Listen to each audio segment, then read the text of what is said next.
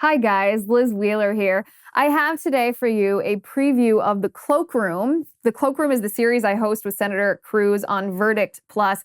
We break down the nitty-gritty legal aspect of some of the political issues that surround us today. You can join us at any time at verdictwithtedcruz.com/plus. That's verdictwithtedcruz.com/plus.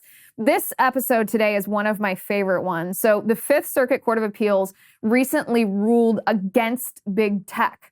The court said that big tech is not allowed to censor conservatives based on conservatives' viewpoint. This legal opinion is absolutely something. This is very possibly could get in front of the Supreme Court and have what might be the showdown of the century between the courts, the Constitution, and big tech. Senator Cruz breaks this all down and answers the question, is this going to be the end of big tech censorship of conservatives? I hope you enjoy this episode. This episode of Verdict with Ted Cruz is brought to you by Field of Greens. Back in the day, people grew what they ate. Fresh vegetables and fruits were the core of their diet. It's what they ate. But as Americans became busier and busier, now we eat pre-made, processed, fast food. You know, the easy stuff, but not very healthy. Definitely not the 6 cups of veggies and fruits a day. But let me tell you about Field of Greens.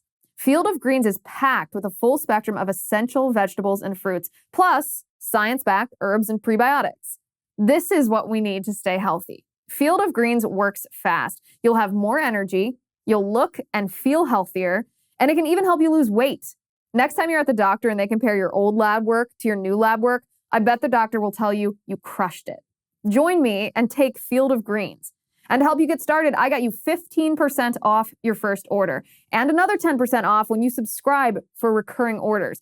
Visit fieldofgreens.com and use promo code CACTUS to collect this deal. That's fieldofgreens.com, promo code CACTUS. Fieldofgreens.com, promo code CACTUS. Senator, we have a great topic to talk about today. This made me very excited to see out of your home state of Texas. It's a potential Supreme Court showdown on big tech banning conservatives over our viewpoints. We've all experienced this. Anybody who is conservative and outspoken.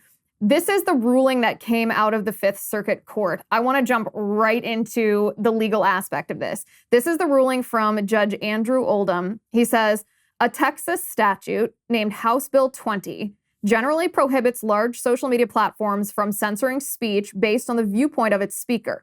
The platforms urge us to hold that the statute is facially unconstitutional and hence cannot be applied to anyone at any time and under any circumstance.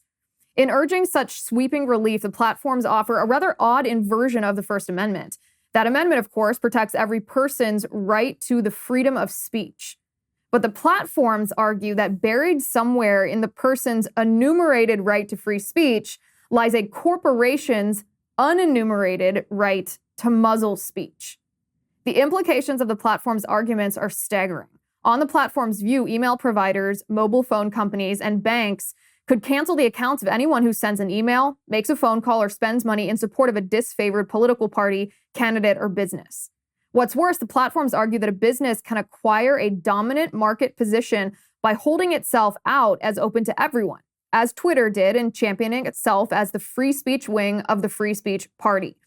Then, having cemented itself as the monopolist of the modern public square, Twitter unapologetically argues that it could turn around and ban all pro-LGBT speech for no other reason than its employees want to pick on members of that community. Today, we reject the idea that corporations have a freewheeling First Amendment right to censor what people say.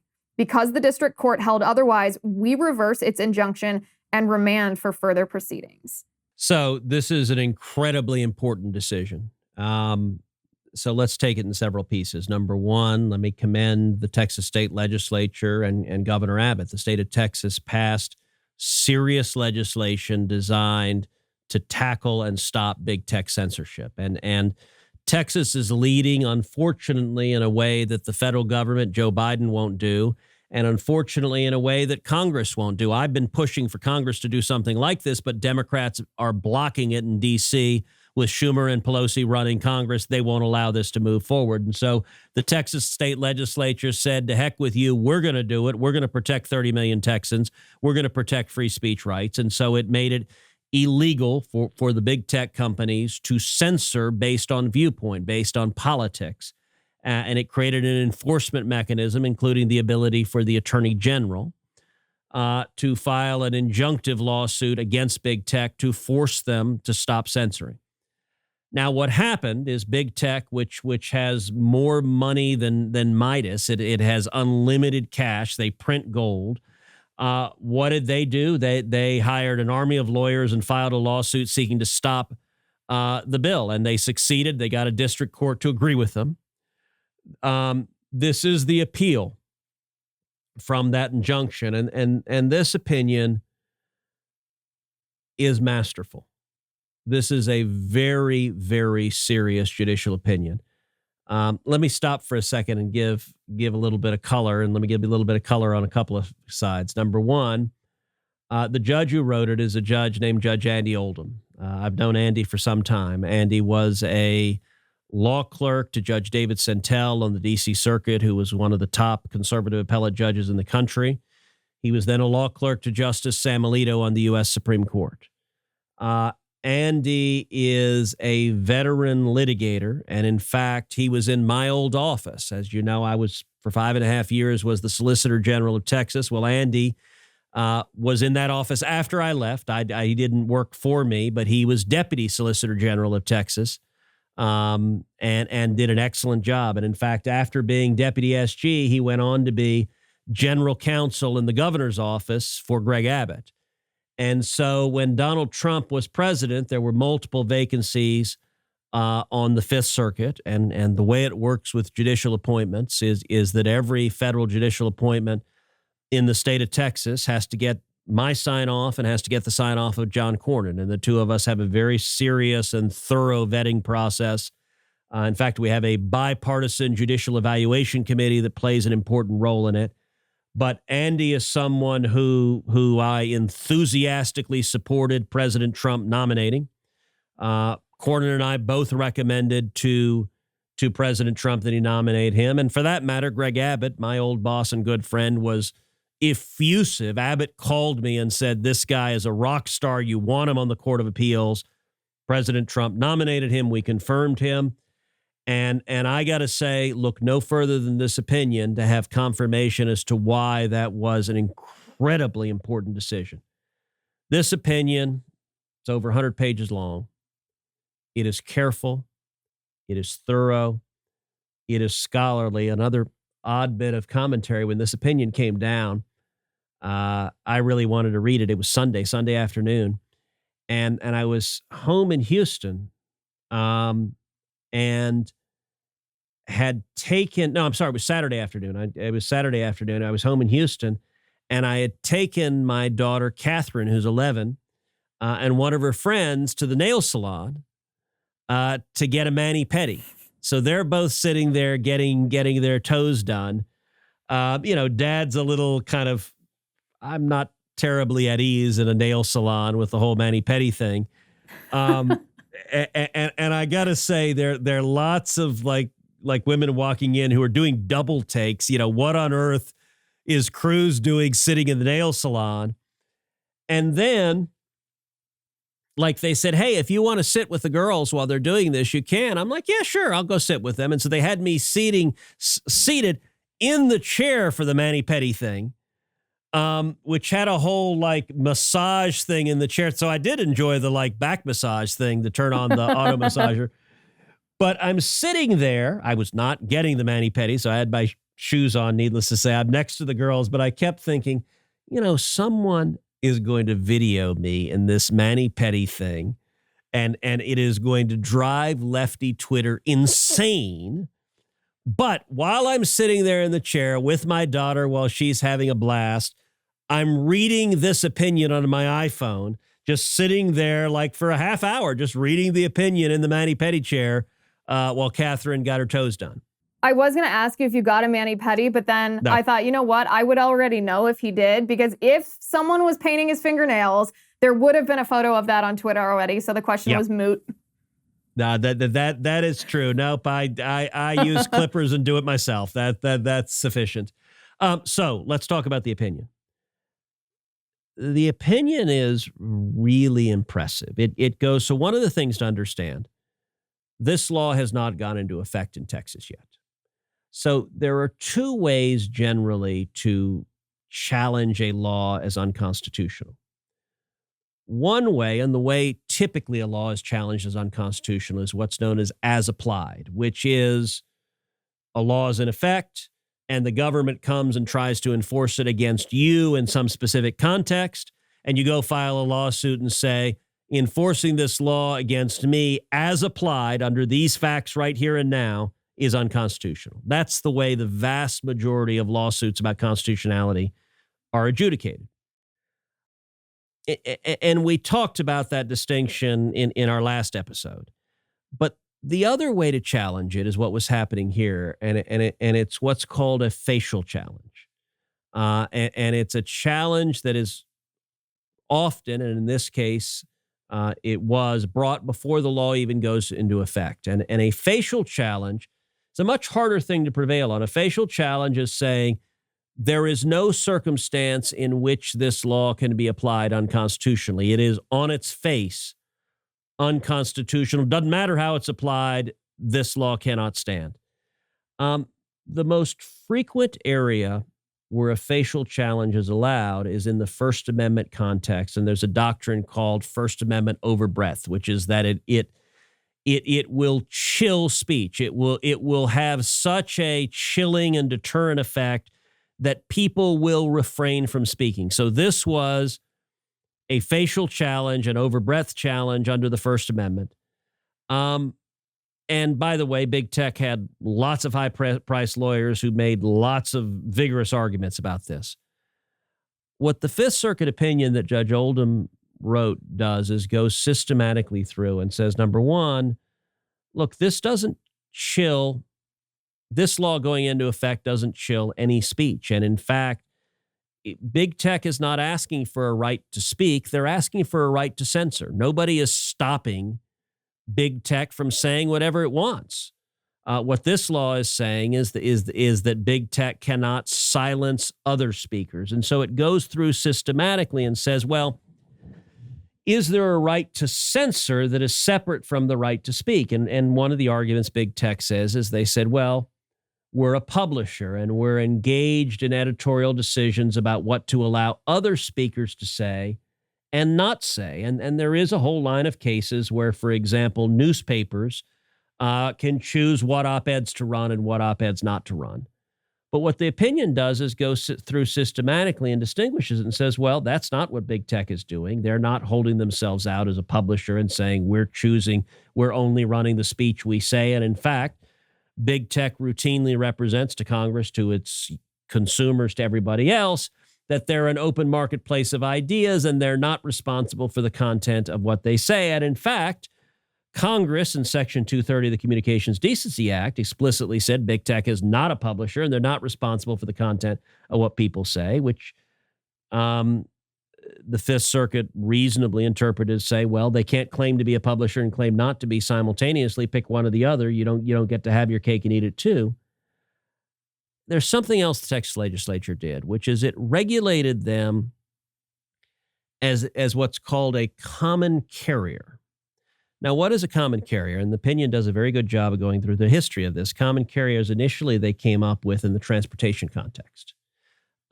People who ran, say, a ferry boat across let's say, a river or a lake. And early on, there was legislation, common carrier legislation, that was understood as being permissible that said if you're running a ferry boat, you can't just arbitrarily decide, Liz, I don't like you, so you can't cross the river. That if you hold yourself out to the public as a common carrier, meaning I carry the public, then you can't discriminate against and say, I'll only carry you, but not you. That doctrine has been around for hundreds of years. It's also been applied very specifically in terms of communication. And again, the opinion goes through the history of it. It was first applied with the telegram, where you had telegram lines. And it used to be the telegrams did discriminate against speech. And so, for example, the telegraph companies were owned by partisans. And so they would suppress, for example, election information that was contrary to their partisan leanings. They wouldn't transmit a telegram that said, hey, hypothetically, the Democrat won here, or the Democrats winning here, or the Republicans won here is winning there. They would suppress that speech because they disagreed with the politics of it. And Congress came in and regulated it and said, look, if someone sends a telegram, you got to send the damn thing. Whether you agree with it or not, you're a common carrier. Carry the message. All of this, the Fifth Circuit walked painstakingly through and said, listen, big tech today, they are monopolists. They are common carriers. That's how the state regulated them. And you can provide an equal access rule. This opinion, it will be challenged. It could easily go to the Supreme Court. But I got to say, reading this opinion, I would encourage, we did this before on Dobbs. Dobbs was another very, very serious opinion by Justice Alito. I would encourage people to read this opinion. It is fascinating and exceptionally well done. Some of the industries that have been regulated as common carriers, that's happened via Congress, meaning our federal Congress. Yep. This happened via the state of Texas. Will that become an issue in any way that it was done by the state and not the federal Congress? So I don't think so. It is true that the common carrier legislation, by and large, a lot of it certainly dealing with, for example, telecom or railroads, is at the federal level. But the question is whether it's permissible under the First Amendment. And the First Amendment analysis is not different, whether it's Congress regulating or the state regulating. So we've talked before on Cloakroom about how the Supreme Court has incorporated the First Amendment against the states. So the First Amendment, by its own explicit text, only applies to Congress. Congress shall make no law is how it begins. But the Supreme Court has interpreted the free speech protections exactly the same against state and local governments. So if it is unconstitutional under the First Amendment for Congress to pass a law restricting speech, it's equally unconstitutional for the state to do that. In this instance, if it would be constitutional for Congress to regulate big tech as a common carrier and put the same obligations of non-discrimination that they put on telephone companies or telegraph companies, then it's equally constitutional for the states to do it, that the First Amendment doesn't apply differently. And so the principle is the same. And so I don't think that, look, could big tech try to come up with some argument on that? I suppose, but I can't think of a good one sitting here. What is big tech's appeal going to be based on? What's their argument against this ruling? That it violates the First Amendment, that they are publishers and they are choosing what speech to transmit and what speech not. And so, for example, there was a case that the Supreme Court considered a law out of Florida that said if a newspaper published an editorial that was critical of a political candidate, that candidate had a right to respond in equal space. And the Supreme Court said you can't do that, that's unconstitutional, that the paper is exercising its First Amendment rights, deciding what editorials to publish.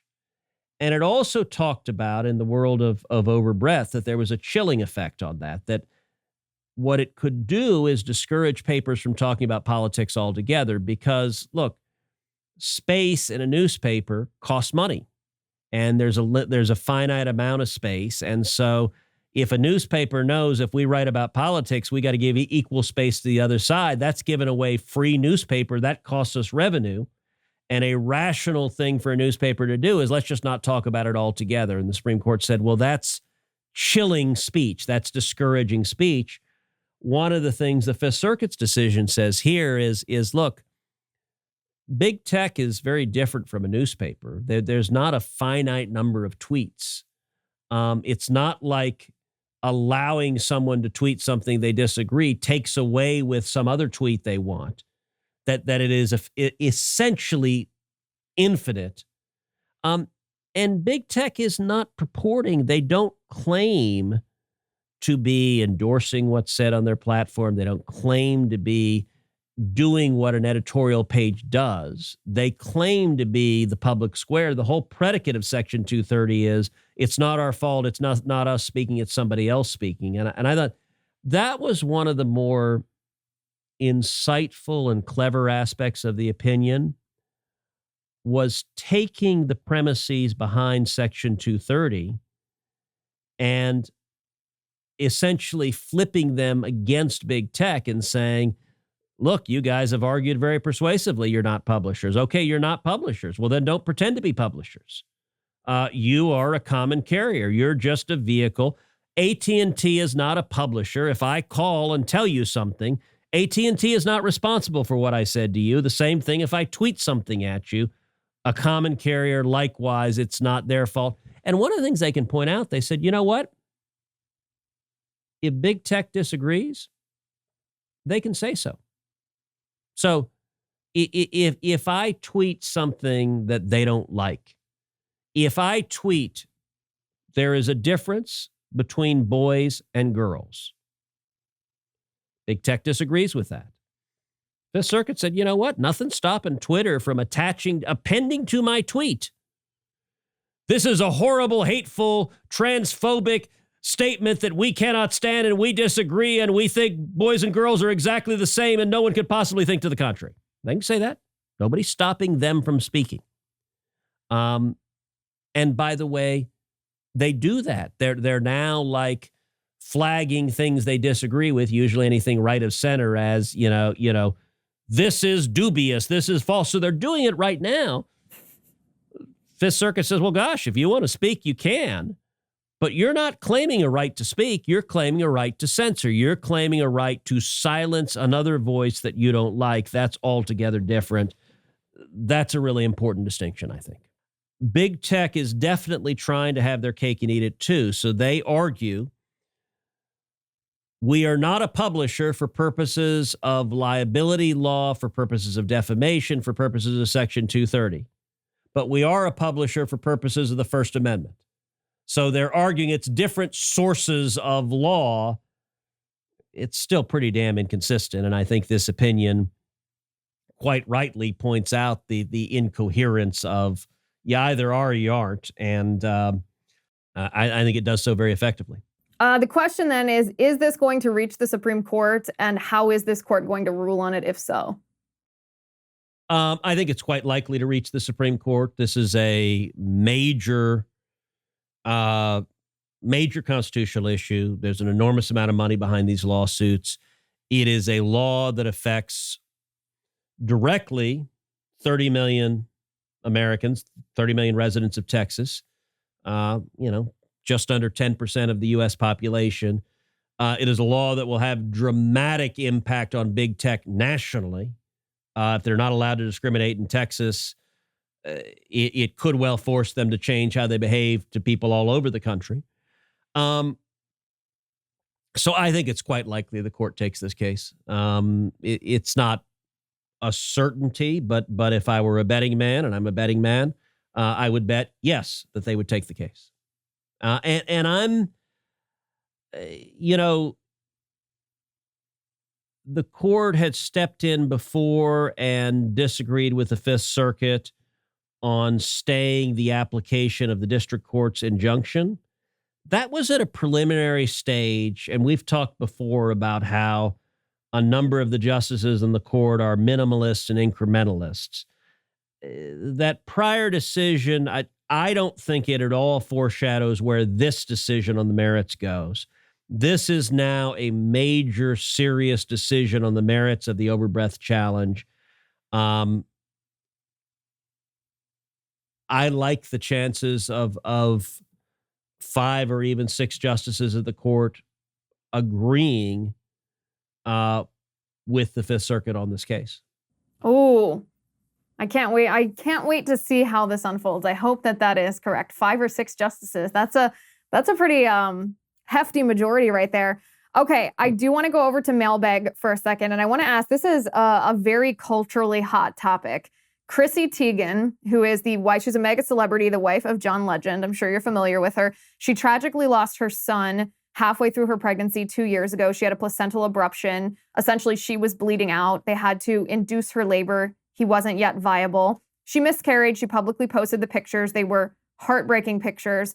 Fast forward 2 years to right now, Chrissy Teigen announces that she recently realized that her miscarriage of 2 years ago was actually an abortion. She said she realized this in the wake of Dobbs versus Jackson Women's Health, which overturned Roe v. Wade. Do you have a response to Chrissy Teigen?